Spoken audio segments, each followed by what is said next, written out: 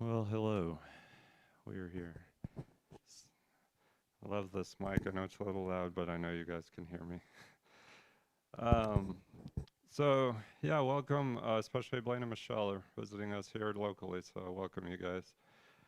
Um, so before we get started with our Bible class, let's open with a word of prayer and then we'll dive in. Father in heaven, we thank you for this time that we have to come together and study of your word. Just help us to clear our minds at this time so we can be attentive to the things we have to learn. And Father, we just continue to pray for those who are affected by COVID and just ask that you help to see us through this situation and just be with those who aren't with us. Because of that, we also pray for Sammy and her wrist that she broke recently and just pray that she might be able to join us along with the rest of her family soon. Father, we love you and we thank you for your many blessings. In your son's name we pray. Amen. Let's open up to the book of Job. Blaine and Michelle, if you guys need a Bible, there's one in the basket underneath your chair.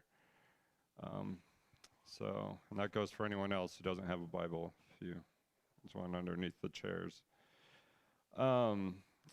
Job, chapter 1 is where we're going to spend our time today.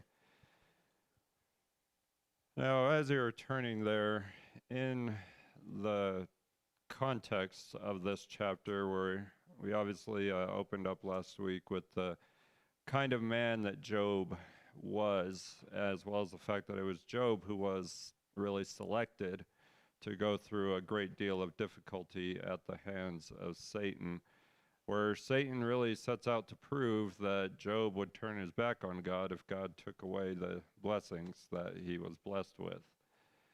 But what we find, however, as we come to verses 13 through 22 of this chapter, is that the tragedies that would come upon Job would actually have the opposite effect of what Satan was intending. What we read in these verses is about how even though great tragedy came upon Job, Job responded to this tragedy really by worshiping God instead of turning his back on God and sinning and accusing God of wrongdoing.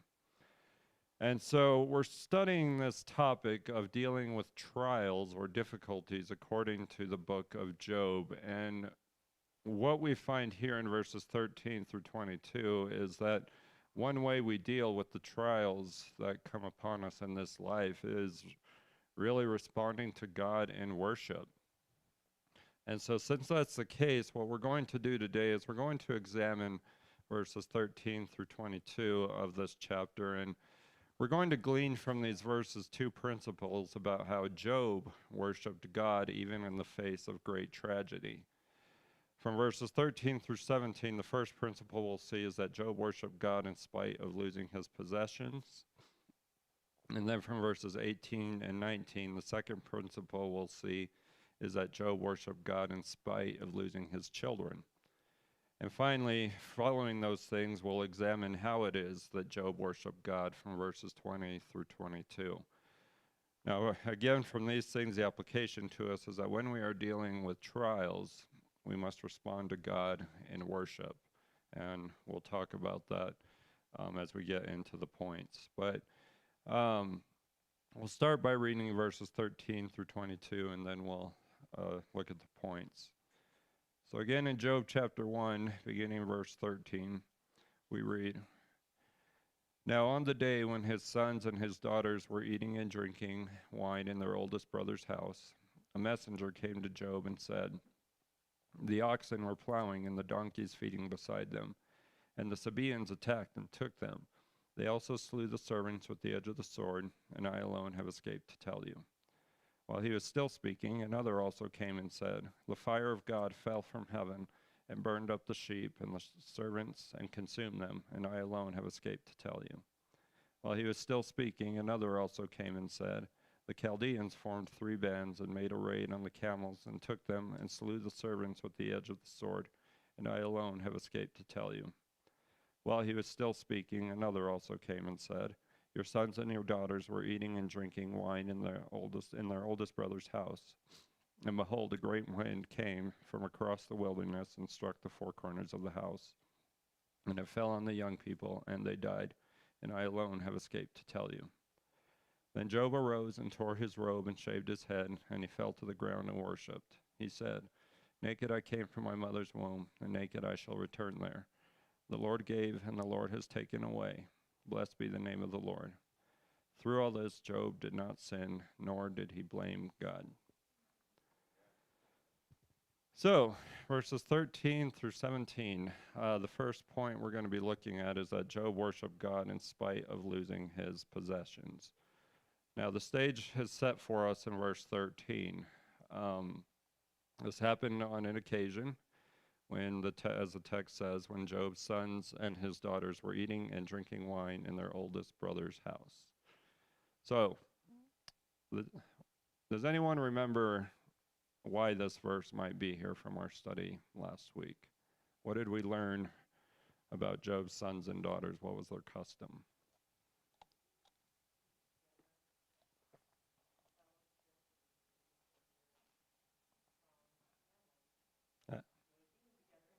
Absolutely. So yeah, this reflects the thought of verse 4 in this chapter, in that short biography of Job and his family. Each of Job's sons held feast in their homes and invited their sisters to join them. And so here the writer of Job is simply telling us this was one of those occasions that this happens. Questions or comments on verse 13? Okay. So this brings us into verses 14 and 15. What happens in those two verses?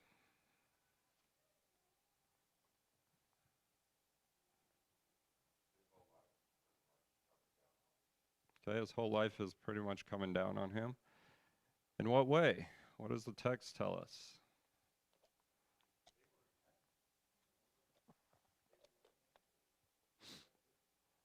Yeah.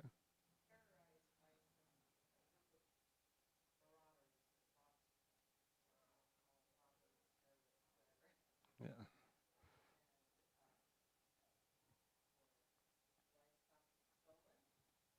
absolutely. And they slew the servants. So they took the livestock, and the servants, all but one, are killed, basically. So yeah, that's a very good picture of saying Job's life is beginning to fall apart. So I'm not going to get bogged down in the details here because that's not our purpose, but yes, this messenger of Job reports to Job that these Sabaeans that came and attacked and took Job's animals and also proceeded to kill Job's servants, more specifically a group of servants that were tending this specific group of animals. That's important to keep in mind. Now, as far as these Sabaeans are concerned, Andrea put it very aptly, these were marauders, is the way one commentator puts it. They were descended from Abraham's grandson Sheba. We read that name in Genesis 25, verse 3. But yes, the picture being painted here is that these individuals came and violently took from Job his animals and killed his servants, leaving only one survivor, this messenger that came and reported to Job what had happened. Now, from the context, we understand that it is ultimately Satan who is behind this because of what we read in verses 6 through 12 of this chapter. Questions or comments on verse 15? Or 14 or 15? Okay. Now what happens next in verses 16 and 17?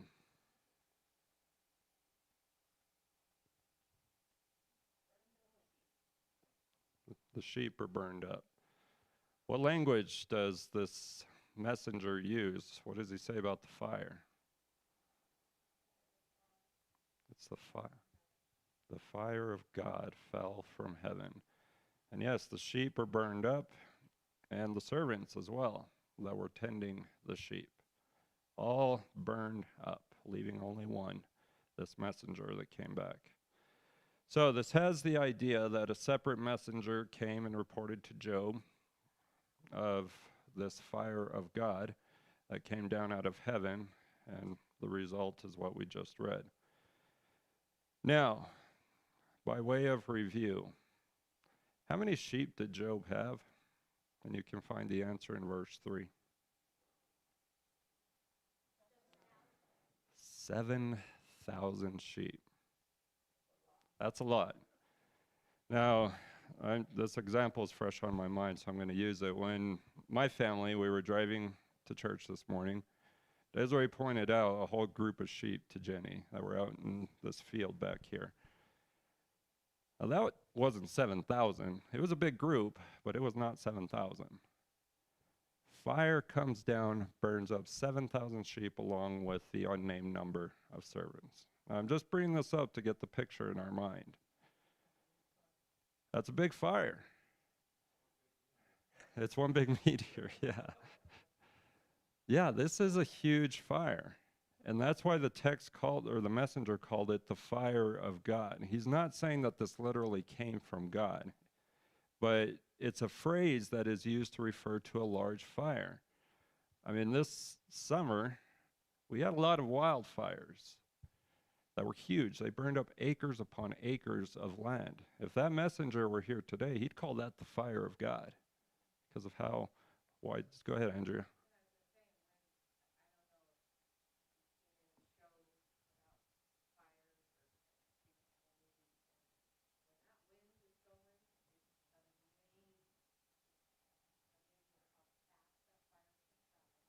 Yeah.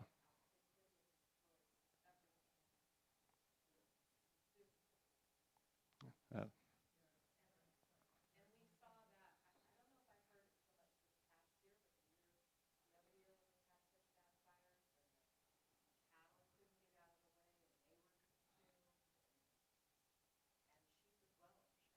Absolutely.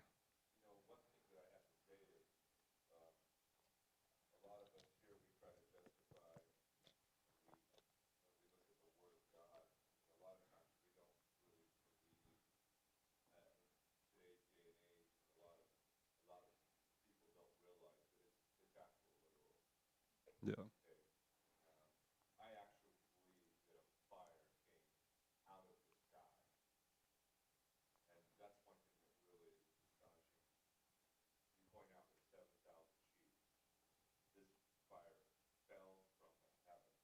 Yeah. Yeah.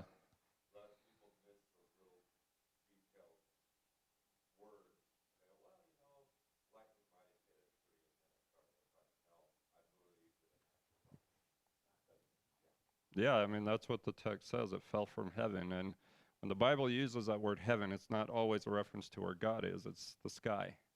And the heavens is talking about the sky. So yes, the language of this verse does suggest that this language or this fire literally came down from the sky. Don't know in what way, but that's where it came from and did this damage that we're reading about. So those are all good points. Anything else on these verses before we get into the third incident?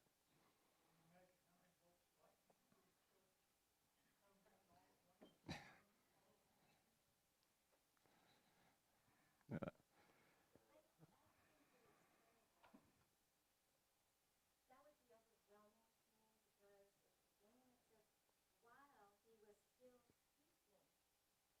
Yeah.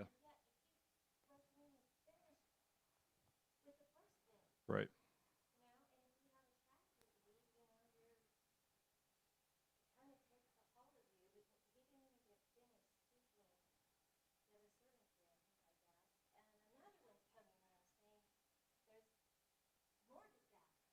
Absolutely.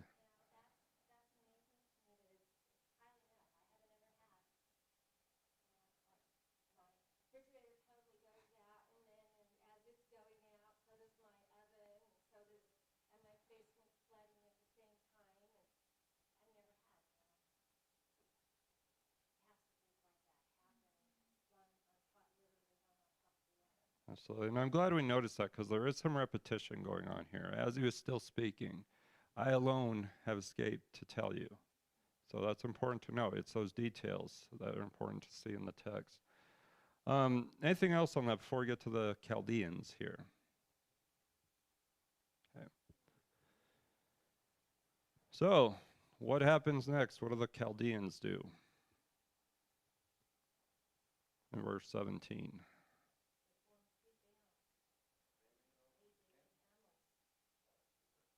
And all the servants except for one. So yeah, so Job is having everything taken from him, all his livestock, as was pointed out. So an attack, another servant comes to report this attack from the Chaldeans. Now, as far as these Chaldeans are concerned, these were a group of people from the southern part of Babylonia, which is modern day Iraq, if I'm not mistaken, but it was near the Persian Gulf. So the text tells us that they formed 3 bands. Now, what does that mean? What comes to mind there? How did they capture these camels? They surrounded them. I heard somebody start to say something else, I thought. Yeah. So they have 3 groups of people. We don't know how large, but this is what they do in order to capture Job's camels. Now, verse 3 again. How many camels did Job have? 3,000 camels. That's a lot of camels. So they capture them all, and this is probably why they had to form 3 bands, because this was going to take a lot of work. Camels are not an easy animal to capture. So this is what they had to do. They organized themselves in such a way that they could capture all 3,000 camels and take them off. Questions or comments on any of that? Okay.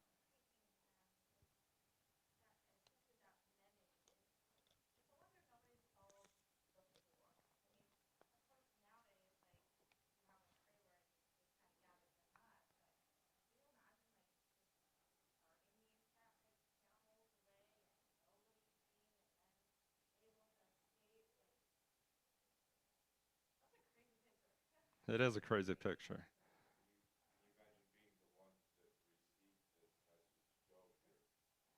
All right. Yeah, exactly.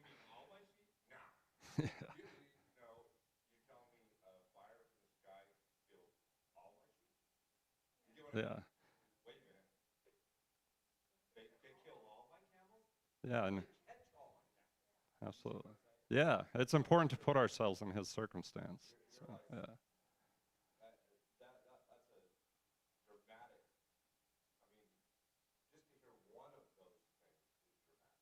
absolutely.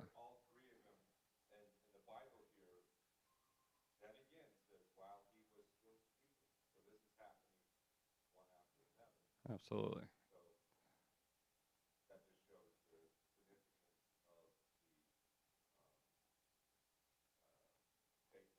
Yeah, absolutely.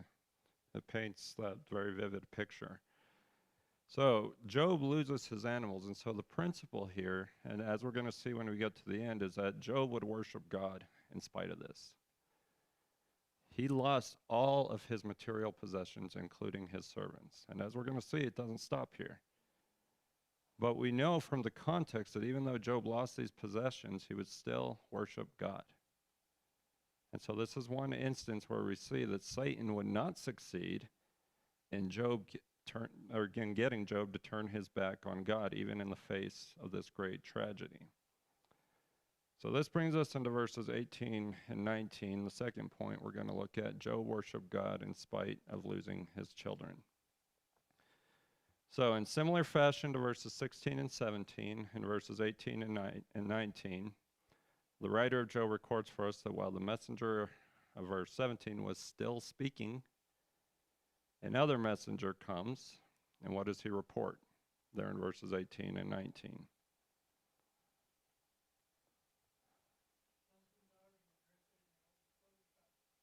Okay? And what happens on that occasion?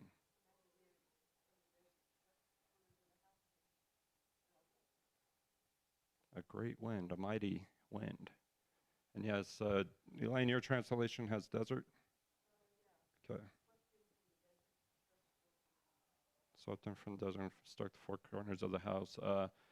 That is the idea here. The American Standard has a great wind came across from the wilderness, and the same result. So, in these verses, the writer of Job shifts the focus from Job losing his possessions to Job losing his children.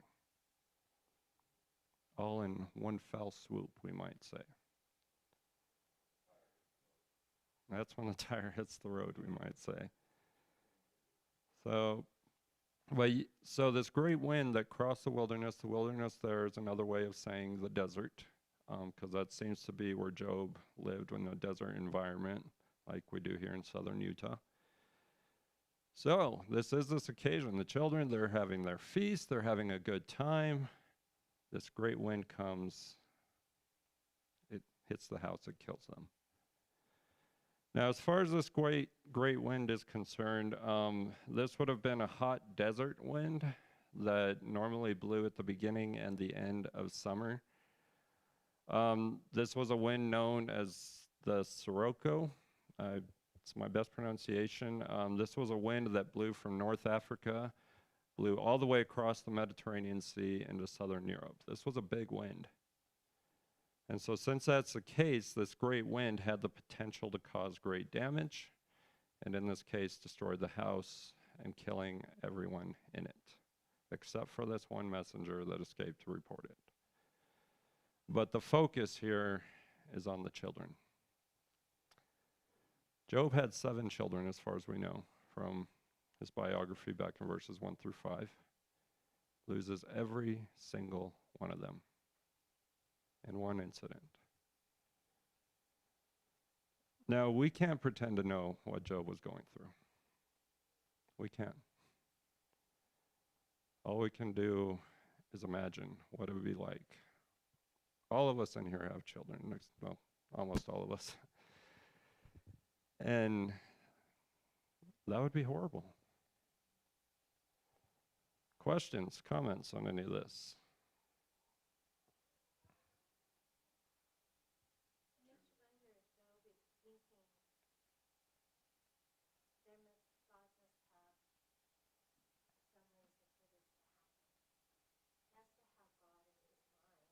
Absolutely.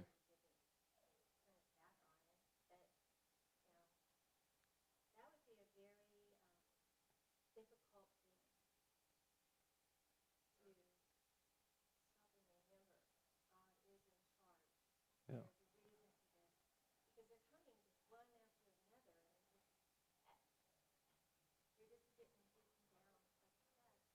Yeah.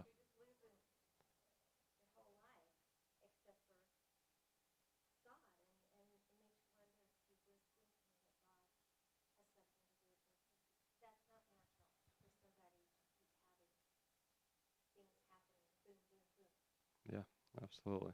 And we do know he has God on his mind because it's what we're going to see in verses 20 through 22, Job's response. Anything before we get into those verses? Anything else?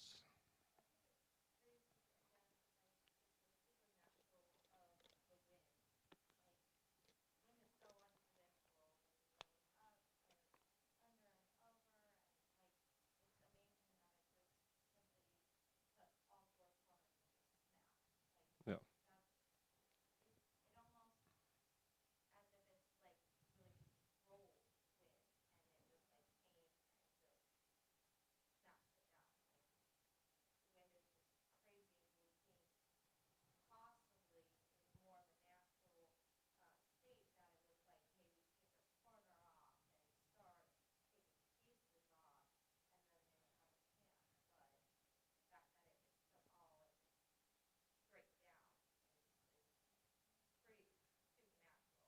Absolutely. We could say there's a supernatural aspect to this because Satan's behind it all. Yeah.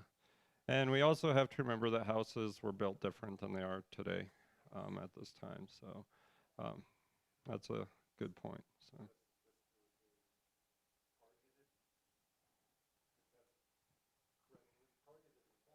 yeah. Yeah, absolutely. Yeah, absolutely. And yeah. Yeah. Yeah. Yeah, absolutely.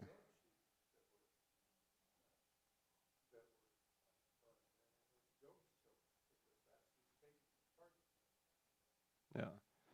Yeah, and we know that from verses 1 through 12. It was God said to Satan, do whatever you want to him, just don't touch the man himself. And that's going to change here in chapter 2, but go ahead, Elaine.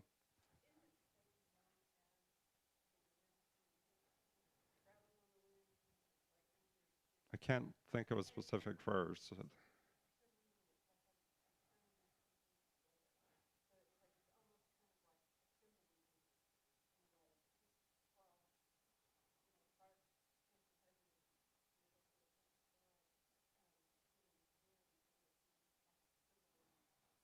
Perhaps so. The name Satan, though, means accuser, because that's what he does, is accuse God's people. That's what he did with Job. Good points, though. Any other questions or comments before we get into Job's response?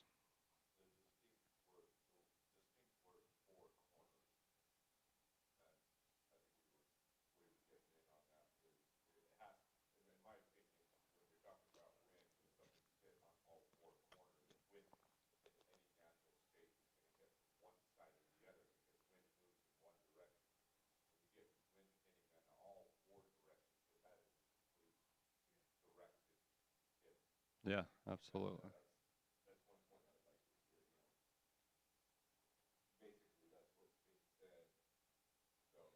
Yeah,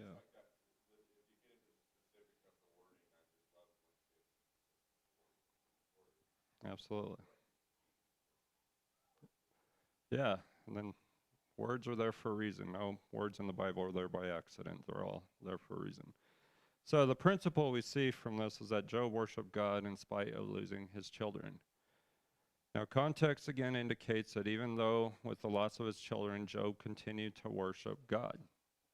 Satan has still not succeeded in getting Job to turn his back on God. So since that's true, the response of Job to these things indicates that Job is the man that context describes him to be. What do we learn in verse 8 about how God thought of Job?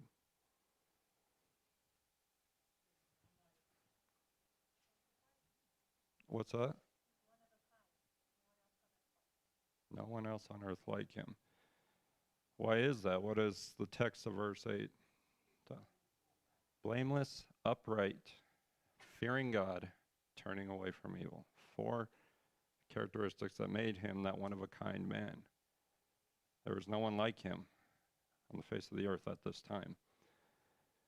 So this brings us into verses 20 through 22, Job's response to these things. Now what's the first thing he does there in verse 20? He arose. What else does he do? Tore his robe and shaved his head. He mourns. And then in text he says he fell to the ground and worshiped. This is mourning that he's in, and understandably so. Now, the actions here, they were the standard actions that were taken by someone in the ancient world when they were experiencing a great deal of grief. Now, I am not in mourning right now. I just want to know. It's not why my head is shaved. So, but yeah, these were standard actions. But what we should also understand, however, is that the tearing of the robe and the shaving of the head are Job's reaction to the tragedies, but the falling to the ground and worshiping, those are reactions toward God. So he's reacting to the tragedies, absolutely, but he's also reacting toward God in the situation. So he falls to the ground and worship. What's the picture being drawn there?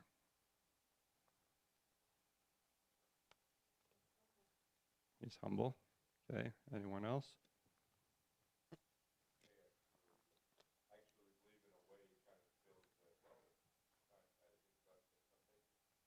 Yeah, he might be feeling that.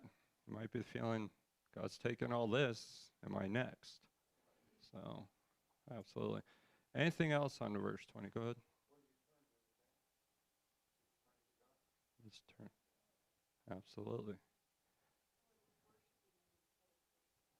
Yeah.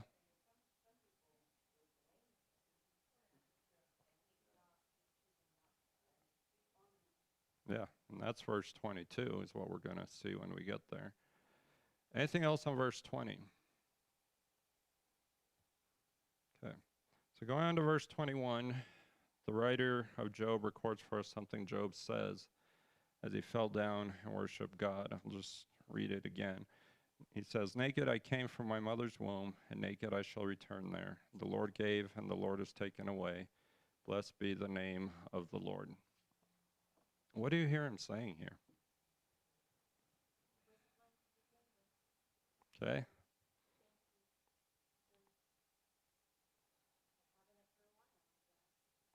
Okay, that's definitely part of the idea here. Any other observations?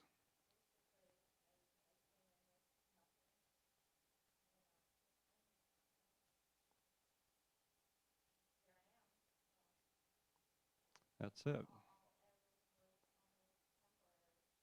That's it.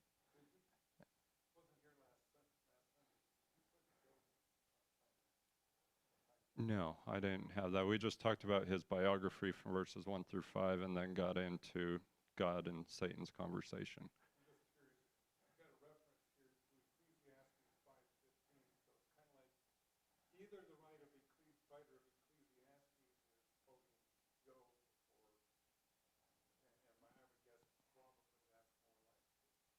It might be just as, did you looked at the Ecclesiastes verse? It might be just a verse with a similar thought, but I didn't look at Ecclesiastes at all, and I don't.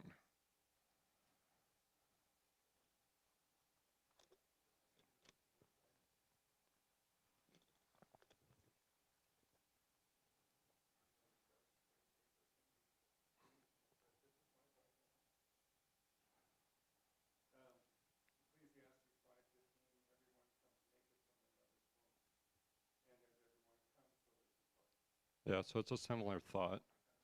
Yeah. But yeah, man, I don't even need to teach on verse 21. You guys hit it on the head. But yeah, that is the idea. It's a statement from Job realizing I came into this world with nothing. I leave this world with nothing. And that's where this idea of naked comes in. If you're naked, it doesn't mean you just don't have clothes on. It means you have nothing, not even clothes on your back. So yes, that is the idea in the first two lines.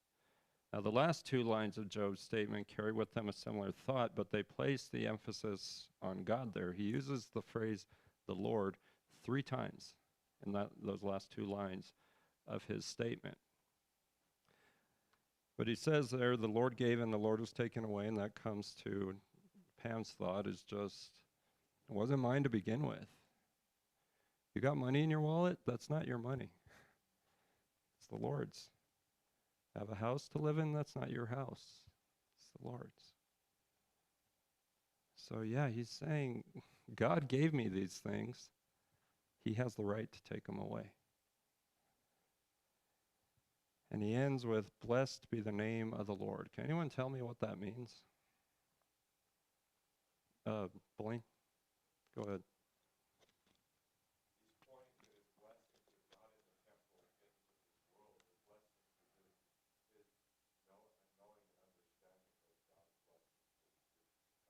Uh, yeah, it's definitely about God's blessings. Can anyone tell me what that phrase, the name of the Lord, means? What it refers to? We've talked about it at different points. The phrase, the name of the Lord, when we talk about the name of the Lord, what are we talking about? Let me be more specific. When we talk about somebody's name, not their given name, but the name as in who they are, what does that refer to? When we talk about a good name, for instance. Reputation and character.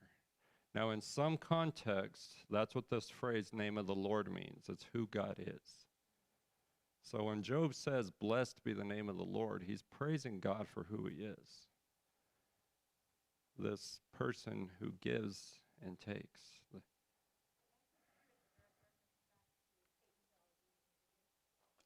Yeah.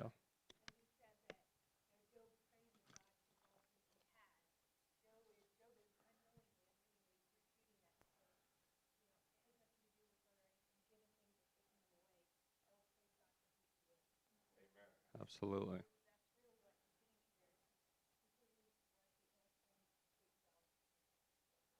Absolutely. And that goes back to that point. Satan has not succeeded in getting Job to turn his back on God.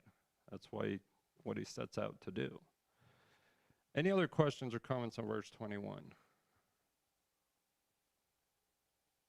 Okay, verse 22. What does the text tell us?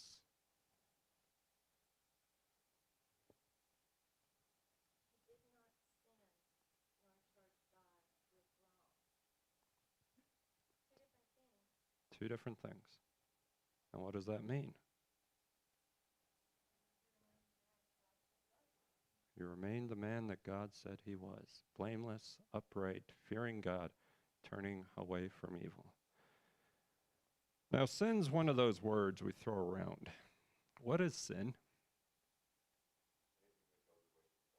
Okay, anything that goes away from God. Any other ideas?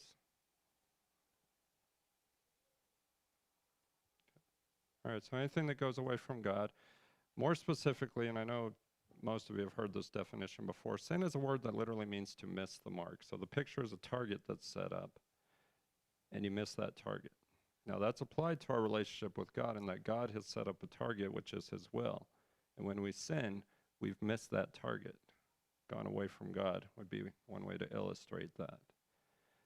But applying that here is, Job did not rebel against God in any way. He still remained true to his will, and he did not blame God. Now, when you blame someone for something, what are you doing? Okay, sinning might be the case, but something's happened.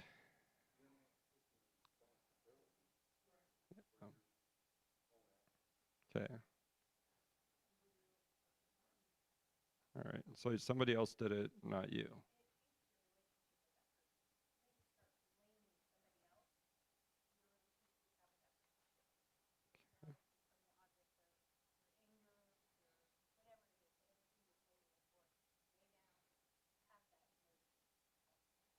Okay, so how does that apply to Job not blaming God? The relationship did not change. He's still the man that God set him to be. So, he remained who he was, blameless, upright, fearing God, turning away from evil. So in this concluding verse to chapter 1, the writer is showing us that Job was a man who praised and worshiped God even in great tragedy. I want to share with you a comment that I really liked when I was doing some research on this. And this commentator says, not original with me, and sorry if I get choked up, but says, thus the chapter ends with the greatest man among all the people of the East, destitute, childless, and broken. Sorry. In the space of less than a page, and in a brief span of time, he went from being the greatest to being the least of men. We, the readers, know something that Job did not, and so we cannot enter into his sorrow. Like God, we know the end from the beginning. We know all about the fact that Job had been chosen as a test case. Because of his godliness, God selected him for this trial. Job was unaware that his troubles were great honor. Would Job remain faithful? Will we? Now, what this commentator meant by this comment, as far as I can tell, was that Job went from being one of the most prominent men of his time to being one of the least prominent of his time in just a short period of time. I mean, we've seen these things happen just one after the other, all within a few minutes, we might say. We cannot know how Job was feeling. Why? Because we know the whole story. We know how Job's story ends, and we're going to talk about that in the weeks to come, but we cannot know what he was going through. Why? Because he didn't know what the outcome of this was going to be. As was mentioned a few minutes ago, for all Job knew, he was next. God was going to take him. And so we cannot know what he was going through. We cannot know what was going through his mind, because he didn't know God was honoring him through all of this. And so the question remains, The application to us, would we have the same faithfulness of Job if we went through these same things where everything was taken from us, including our children? Questions or comments?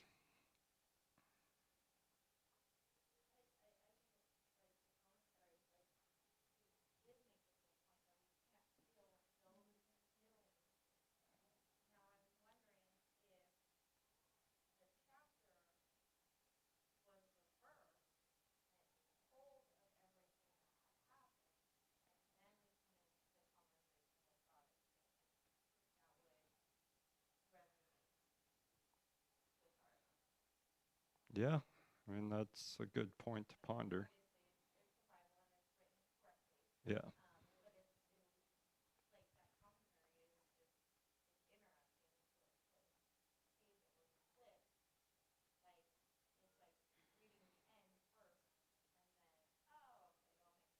right.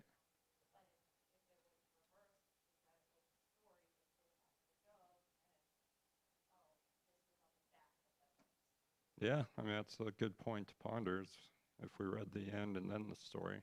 So,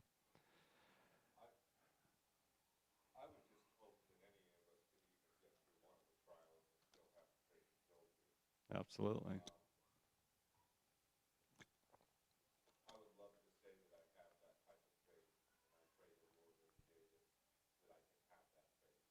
Yeah,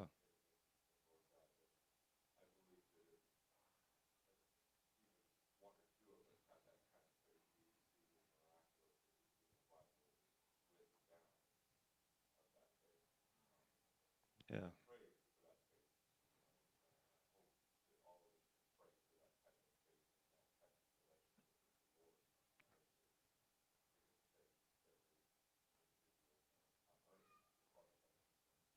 yeah. Great example of faith for sure. So, in conclusion, when we consider the things that we studied today, the application of these things to us is that when we're dealing with trials of whatever sort, we must respond to God in worship. According to what we've looked at in Job, tragedies are something that should lead us to praise God rather than to sin and blame God. Now, when we are facing trials, we should remember that trials are a part of God's plan to bring us into something that is far better and far greater than the things we experience in this life. And so when we face those trials and tragedies, we should worship God or for being that God who through trials reminds us that there's something better ahead of us if we remain faithful to him in the face of great tragedy. And that's why James says, that you've heard me quote before, consider it all joy, my brethren, when you encounter various trials. Why? Because trials are an opportunity to prove our faithfulness to God and to worship him for being a God who allows us those opportunities to prove our faithfulness. Any other questions or comments? We're out of time, but Andrew?